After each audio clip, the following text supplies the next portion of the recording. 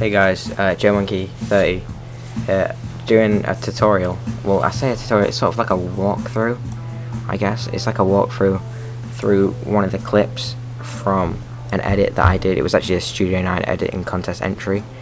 I was just going to sort of go through it and show you how I did some of the effects, did the color correction. The color correction was actually hated on a fair bit. What the hell happened there? To be honest. But you know, you still gotta do it, right? Yeah, let's open up. Okay. Apparently, something's going to yeah. I guess this uses up a lot of RAM. I'm gonna get some more RAM. 2.5 out of my 4 gig. Basically, this is the clip I'm talking about that I'm gonna do for now. It's the clip, yeah, Mr. Bird Turds. We've got some particular, some color correction, which admittedly was hated on by a few people, but you know, it's also, some people said it's nice. Bit of RSMB, I'm not really going to go into that. Just show you my settings for it. The color correction, just basically how I get my stuff to look, basically what I do to get this clip, right? Some particular, some lens blur. Also going to tell you a cool little technique to motion track a mask, because if you look at this text here, it actually moves with the gun, yeah, and so does the mask because it's maxed out, so it looks like it's behind the AK, right? And then I'm just going to sort of show how I did that. It's a script. If anyone's used scripts before, then it's not hard to use. They're basically just like plugins. Anyway, I've sort of remade it a bit in the last like 2 minutes here. I didn't put the slow-mo in, but basically you get the idea. All I've got up to now, I'll go through my color correction layers. Got a null set up with a motion track, a tiny little motion track of the little point in the middle there. But yeah, I'll go through my things. The color correction, I tend to use this preset that I've saved myself under animation presets. It's basically curves. It's set up like this. Now I think this does get a lot of hate, to be honest. Like, people don't like it. They say the colors are like washed out. The colours aren't strong enough, there's not enough colour, it's too black and whitey. But to be fair, I like that, because you see just, oh my god, you see it all the time.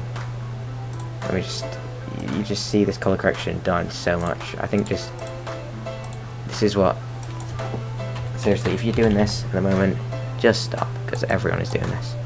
I'm pretty sure this is what they do. Basically, you increase the blues, but well, if you're going to do it, I think that's what I'm going to do. And basically you get that look, and it's kind of annoying, and I'm seeing that in every edit that's coming out now. But anyway, people still hate on this though, so yeah. But it's basically more contrast, kind of, yeah, colourless, but I use the vibrance plugin instead of the saturation adjust, which is in CS5 only, it's not actually in CS4. But you can use saturation, and I don't use it that strongly anyway. But if you look through my layers, I've got this curves, which is kind of the main thing. If you look at what it does, like mutes the but this just brings out the highlights and sort of like, yeah, you can see it just, the highlights are really like brought out, like defined. It does blow out stuff. If you look at that, it's 255, 255. So that means there's no data in that, it's just completely white, and that means you're not really going to get any, you know, anything coming through. It's just a white solid pretty much. And then toner, just a tiny bit of toner, which gives it a nice little look. So you can sort of copy that if you want. I don't think there's any others that have changed. I think, yeah, it's just RGB. And yeah, that's the look. If you wanted to, you could use levels to try and, if you used levels before this layer, you might be able to retain some of that white up here and not lose all the data up there. But, you know, I don't really mind losing that. Then instead of contrast, I actually use exposure. I turn up the exposure and then match that with a bit of gamma correction. Obviously, I mean, that's a massive difference. Really just brings everything out. But you can use contrast, but I just think it's kind of like easier, or like I just prefer it. I think it looks better maybe. Like you do that and then you sort of counter it with some gamma. It's kind of cool. So that's what I use. That's what I use for this clip. Obviously, I use a different color correction for every clip. I don't just like put one on and use it. You know, keep using the same preset. Not really. Vibrance, not very much. Basically, what if I use that, I turn the saturation up to 100 and the vibrance down really low. It's like minus something, because I kind of think that looks cool. It's sort of just like, yeah, looks like that basically. Then there's a little glow which I use sometimes on the kill feed, on the whatever this thing's called. just to sort of make that glow. Yeah, that's why it's pretty obvious that. RSMB, everyone uses it. I just haven't got it turned down now because it uses up too much right around where it slows everything down a little bit, and I try to keep it fast. Yeah, my settings, you see people though, you just crank it like that. I mean, that is insane. That is not realistic. If you want to get a good look, for me, I use it quite like, you normally don't, I'm not trying to do it so you don't notice it's there, which might seem pointless, but I still, that's how much I use it. I mean, if you look at any frame, it's normally there. I use 0.4 and then 40, and if you look, you can tell it's there, even, it might not be on your screen because it's like not as good quality, but on like every frame, it is obviously there. Anyway, yeah, I use that as a little subtle effect. Anyway, yeah, about motion tracking the masks, that's sort of one of the things I was going to go over. As you can see, I've got this null tracked from this, and basically I'm not going to go into it too much. I'll put the link to download the script in the description if I can find it. It's called like ROT AE. Basically what I'm going to do is, the way I did it, I'm not going to go into it too much because it's pretty simple.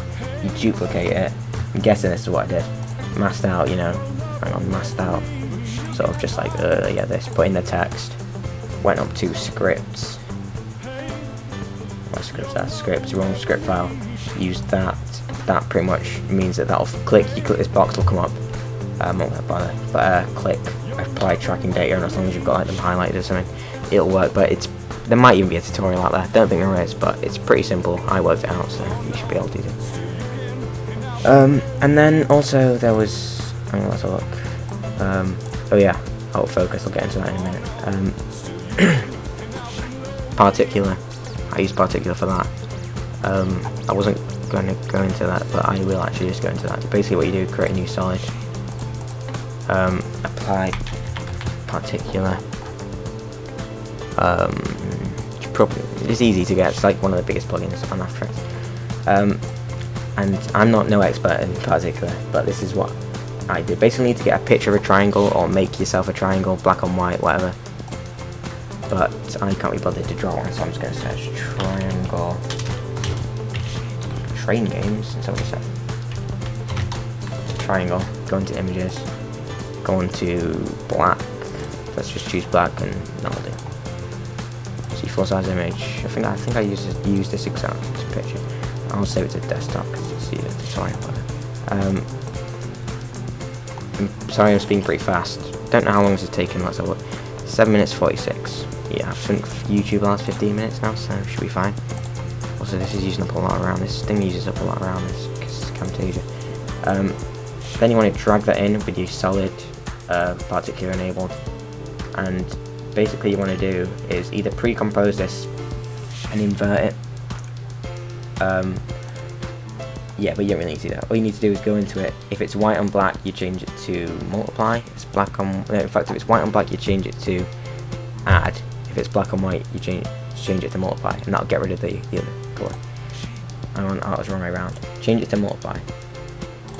Yeah, and as you can see, that's basically just left me with a black square. You could invert it if you want white squares. There's an invert thing. Or you might have to pre-compose it to be able to do this properly. And then apply that to add, and you know, there we go. So there we go, like white triangles, basically. I'm going to apply this before the color corrections, because I think it's going to edit the white. Actually, it's going to put the blur in, which is nice. Yeah, basically what you can do is turn on your particular. I'm not going to go into the settings, but basically you make it come on from the side is what I did. Add some rotation, add some, you know, turn up the light so they're not disappearing on the screen. And I just made it fade out when you like unscoped from a gun, whatever. You go into emitter. In fact, I'm not sure what you do. Particle type sprite, which basically means that you can pick a picture or pick a layer and keep repeating that. Like, yeah, you can use the any layers from your thing as a particle. And then what's this, texture? Go into texture, then you go into layer. That was a triangle, yeah. Then if you look, it's gonna have tons of little triangles. Okay, this is where you have to pre-compose, and that's what I was thinking of. Yeah, this is basically what you do. You pre-compose this layer. Basically what I did was went into the actual I just found out just then. You just go into this, and in fact, I guess this would work. You just change that to add instead of, yeah, doing like that. So you just change your actual pre-comp to add. Right then. So now you've got the particles coming in. Obviously, that's massively too much particles. So you're gonna have to go into emitter, just turn down the particles. It's pretty simple. Also, then what I did was drag them in so they're coming out from the side. Don't remember the specifics, but velocity, I'd imagine I'd turn that up. Just mix these up a bit. And yeah, then the one last effect the one last effect that's really in it is I also applied a glow around this bit of the gun, and there's a few other little effects I would imagine. There's a flare on here, but you know, only one person noticed that. So the guy who noticed that, I forgot what you called, but well done, because it's on screen for like a quarter of a second, and I really don't know how you noticed that. And there's also a glow on the flare. There's also a bit of glow there. There's a bit of glow on the actual thing, but whatever. One thing I would mention about stuff like flares when you're using color correction, let's go ahead and shut that off, is like really, especially with every layer. I think people forget this. I don't know if people know this, but the order in which you place your effects and color corrections and everything completely changes everything. Like if I mix up, say I put color up here, everything looks different, right? So take the flare. This is a good example because it's so bright. Any changes to the brightness and contrast and everything, they're gonna like massively affect it. So if I put the flare with no effects on it, basically up here, like it looks lots worse, basically. Like, I mean, look at that. It looks rubbish. Turn it down here, and it looks kind of realistic. It looks like it's it looks like it's blending in, which I was gonna make a tutorial on itself, how to sort of blend footage in, like color matching and stuff, because people don't seem to do that very much. Yeah, so that's one little thing. It's just brought the contrast down, sort of brought out some of the color. What else is there? Don't think there's anything else. Gonna close that. Let's think. Oh yeah, sorry, one more thing. The right, out of focus here. That isn't a Gaussian blur. Everyone uses Gaussian blurs, but well, a lot of people use Gaussian blurs. I don't use Gaussian blur for if I'm doing an out of focus effect, like I'm trying to make something look out of focus. I use a plugin called Frischluft, or you can use After Effects Lens Blur, but I use Frischluft Lens Blur because it renders faster, looks a bit better, I think. It's just basically it's simulating like an actual like depth of field effect from a camera instead of just like, you know, just like, oh crap, I've got a minute left. In fact, I think you get 15 minutes and 59 seconds. So basically what you do is you motion track. Actually no, I spent about a minute looking for that thing. I went in and applied that plugin. In fact, I think with that plugin, with that script I was talking about, up to now it only works with like 4 or 5 points, and once you get too many, and obviously with this gun I had to have like a ton of points. So I think I actually hand animated it. In fact, I'm pretty sure, yeah, I did. I hand animated the mask, so that took a while. And yeah, hand animated the mask so that it, and then what you do, so say I'll just do like a really fast one because I've got like a minute left. Adjustment layer, out of focus, or you could use lens blur. It basically simulates a real camera, so you can change, you know, like the iris thing, so you can be like hexagons, or you know, you can get hearts on this one. But and then basically I'll turn that up, and it gives you a completely different look, much more realistic. Then basically do that. Obviously that's not what I did, but you get the idea. Not motion track that, in fact. Hand animate that, so just keyframe it so that it sticks with the gun and sticks with that, and yeah, that's about it. Obviously a Gaussian blur would look, oh crap, this is basically what a Gaussian blur looks like. It doesn't look proper, I guess. you're gonna have to hit invert that. It doesn't look, I mean look, it makes a big black thing, unless you've got repeat edge pixels, which I don't think so there. Yeah, that is a much more realistic depth of field effects. Anyway, this has been far too long. I'm gonna have to edit this, go and edit this. Thanks for watching this little thing about how I went over my effects or whatever. Hope you enjoyed it. Hope it recorded the audio and the video in enough frames that you can actually watch what I'm doing. And that is it.